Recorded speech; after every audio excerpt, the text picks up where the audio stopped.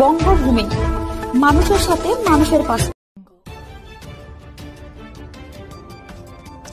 প্রবল বৃষ্টির ফলে উত্তরবঙ্গের বেশ কিছু জায়গায় বন্যা দেখা দিয়েছে।